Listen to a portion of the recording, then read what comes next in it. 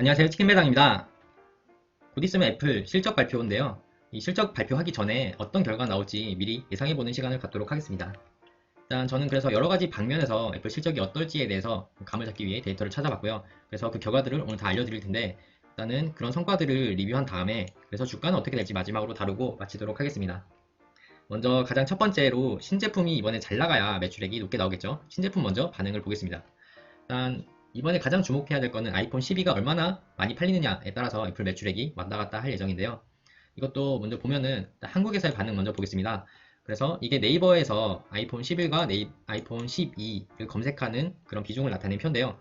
확연히 눈에 보이듯이 사람들이 이전에 아이폰 11 나왔을 때보다 지금 12 나왔을 때 더 많은 검색을 해본다는 게 한눈에 보이시죠?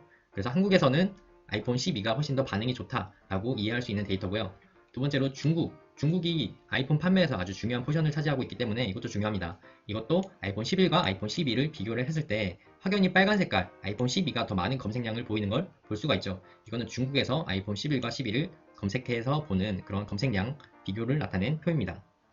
그리고 전 세계적으로도 마찬가지입니다. 아이폰 11과 아이폰 12에 대한 검색량을 나란히 두고 봤을 때 확연히 아이폰 11보다 12의 검색량이 높은 걸로 봐. 이거는 더 많은 매출로 연계될 수 있는 그런 좋은 데이터다라고 볼 수가 있겠습니다. 그리고 아이폰 12 외에도 이런 제품들이 이번 분기에 새로 나왔죠. 먼저 에어팟 맥스 같은 경우에는 이렇게 헤드폰인데 이거 같은 경우에는 시장 반응이 너무 좋지 않아요. 그래서 혹평이 상당히 많고 실제로 제 친구가 앱등인데 이거 사려고 한 4, 5개월을 기다렸음에도 불구하고 후기가 안 좋아서 결국 사지 않았다라고 할 정도로 사실 그렇게 평가가 좋진 않습니다. 여기에서는 매출액을 크게 기대할 수 없을 것 같고요. 다만 애플 원이랑 애플 피트니스 플러스가 이번에 출시가 됐는데 이 부분에서는 그래도 서비스 매출을 플러스해주는 요인이 되지 않을까라고 개인적으로 생각하고 있습니다. 두 번째로는 제품별로 얘네가 어떤 성과를 보였을지에 대해서 예측해보는 시간을 가질 텐데 제가 예측에 사용하는 거는 검색량 데이터를 사용해서 예측을 할 겁니다. 왜냐하면 이제 검색량이랑 매출의 상관관계가 매우 높게 나오기도 하고요. 그 다음에 실제로 이 데이터를 봤을 때 저번 분기에는 아이폰 매출액이 마이너스 21% 감소를 했는데 검색량도 이 당시에 똑같은 시기에 마이너스 6% 감소하는 모습을 보이고 있고요. 맥은 매출액이 29% 늘 때 검색량이 20% 느는 등의 정말 비슷한 방향으로 움직이는 것을 여러분들도 확인하실 수가 있을 겁니다. 그래서 이번에도 이 검색량을 통해서 어떤 매출이 나올지 예측을 해보도록 할게요. 자, 이게 이번 4분기 검색량을 나타낸 표인데 전년 동기 대비해서 비교한 겁니다. 아이폰 같은 경우에는 전년 동기 대비해서 6%나 검색량이 상승하는 모습을 보일 수 있었고 맥도 확실히 분위기가 좋죠. 여전히 뭐 재택근무 같은 이런 코로나 특혜가 애플한테 있는 것 같습니다. 아이패드 같은 경우는 여전히 지난 분기나 전전 분기 폭발적인 성장을 했는데 이번에도 그만한 성장이 있지 않을까라는 생각이 드는 데이터고요. 액세서리 같은 경우에는 그래도 전 분기에 너무 많이 달렸기 때문에 이번 분기에는 좀 쉬어가지 않을까 싶습니다. 서비스 부분 같은 경우에는 여기는 포함되지 않았지만 애플 원이나 애플 피트니스 플러스 그리고 늘어난 앱스토어 매출 이걸로 인해서 서비스 매출도 확실히 전년 동기 대비해서는 많은 폭으로 늘어나지 않을까라고 개인적으로 예측해 봅니다. 다음으로는 애플 매출액에 중요한 영향을 끼치는 두 가지 이벤트를 살펴보겠습니다. 먼저 애플 매출액에 가장 중요한 이번 분기 이벤트는 두 가지인데 하나는 블랙 프라이데이고요. 두 번째는 크리스마스 때 얼마나 많은 매출을 발생시켰는지가 애플 매출액에 직접적으로 연관이 있습니다. 제가 왜 이걸 말씀드리냐면 일단 아이패드 검색량을 추이를 볼 때 여기 초록색으로 보이는 부분이 블랙 프라이데이 때 이렇게 검색량이 반짝하고 상승하는 걸 볼 수가 있죠. 그 다음에 빨간색으로 된 게 이제 크리스마스 때인데 크리스마스 때 유독 더 많이 상승하는 모습을 볼 수가 있습니다. 그래서 항상 아이패드 제품은 불프랑 크리스마스 때 많이 팔린다는 걸 이해할 수 있는 데이터인데 이것도 보면 일단 이번 연도에는 이때 블랙 프라이데이 때 최대치의 검색량을 찍어서 아주 좋은 성과를 내지 않았을까라고 생각이 드는 데이터를 보여줬고요. 다만 이전까지는 항상 불프보다 크리스마스 때 더 많은 검색량이 발생을 했는데 이번에는 그렇진 않았어요. 아무래도 크리스마스 때 화력이 좀 약하지 않았나 라는 생각이 드는 데이터였습니다. 에어팟도 마찬가지입니다. 블랙 프라이데이 때랑 크리스마스 때 이렇게 오르는데 항상 크리스마스 때 더 많이 오르는 모습을 보이죠. 근데 이번에는 일단 전체적인 검색량도 그렇고 뭐 에어팟 같은 경우에는 판매가 그렇게 썩 수월하지 않았던 걸로 보입니다. 이거 말고도 맥북이라던가 아이맥 이런 여러 가지 데이터를 종합해 봤을 때 애플이 이번 블랙 프라이데이 때는 많이 팔았다, 선방했다 라고 보여지는 데이터였고요. 다만 크리스마스 때는 예전만큼 뭐 좋은 성적을 보이진 않았다. 그 이유는 코로나 때문에 이번 크리스마스는 유독 코로나 때문에 뭔가 좀 행동도 제한되고 친구 만나는 것, 가족 만나는 것도 제한되는 그런 크리스마스였기 때문에 이런 애플 제품을 선물한다거나 이런 게 좀 적지 않았나 라고 하는 데이터였습니다. 그리고 간단하게 살펴볼 거는 이제 온오프라인 판매 성과가 어떻게 되는지도 간략하게 한번 살펴보는데 먼저 오프라인 구매는 당연히 애플 스토어에서 살 거고 온라인에서는 대표적으로 아마존에서 이걸 사겠죠. 이거에 대한 검색량 실적을 봤을 때 먼저 애플스토어 니어미, 내 주변에 있는 애플스토어를 찾을 때 이런 검색어를 쓸 텐데, 보시면 애플스토어 니어미에 대한 검색량이 이번 연도 코로나 때문에 직격탄을 맞았죠. 애플스토어를 찾는 움직임이 이때 적어졌고, 그 다음에 어느 정도 복구하긴 했지만 여전히 크게 복구를 하지 못하는 모습인데, 가장 치명적이라고 생각하는 거는 이때 삐죽삐죽 애플스토어에 대한 검색량이 급상승하는데, 이때가 크리스마스인데요. 이번 연도 크리스마스는 이전만큼의 폭발적인 성장을 보이지 못해서 확실히 크리스마스 때 타격이 있었다라고 보여지는 데이터였습니다.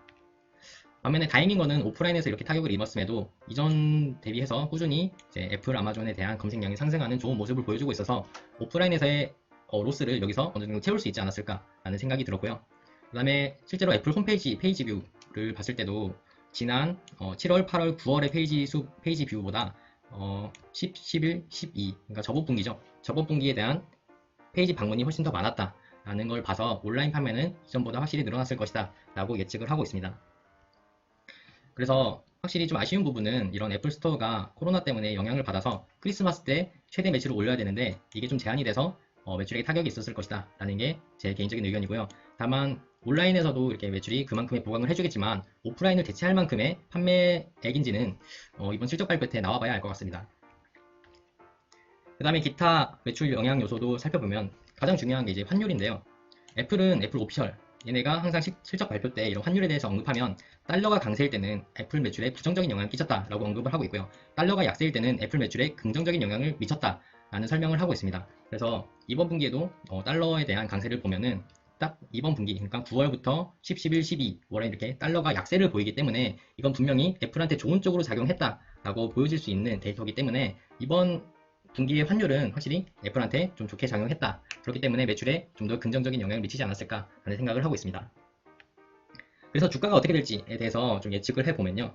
일단 지난 1월 들어서 3개의 기관에서 모건 스탠리를 비롯한 3개의 기관에서 애플의 타겟 프라이스를 150불대로 이렇게 늘렸습니다. 그래서 이거는 애플한테 아주 좋은 소식이다 라고 할 수가 있고요. 애널리스트 레이팅도 지금 상태로는 괜찮아요. 일단 총 27명의 애널리스트 중에 19명이 바이 의견을 제시하고 있습니다.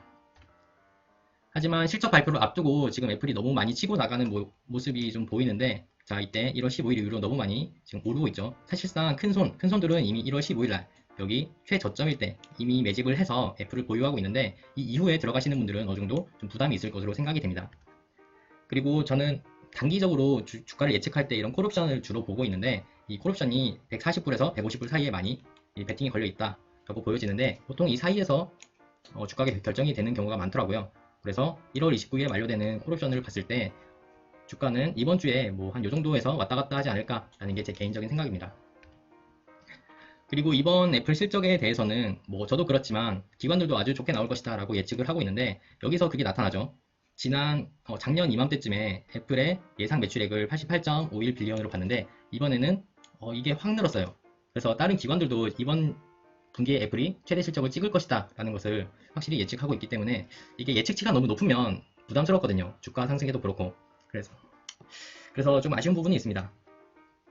그래서 주가가 폭등할 것이냐 라는 질문에는 글쎄 잘 모르겠어요. 이미 기대치가 너무 높다는 게 좀 애플의 주가 상승에 있어서 족쇄가 되지 않을까 라는 생각이 들고요.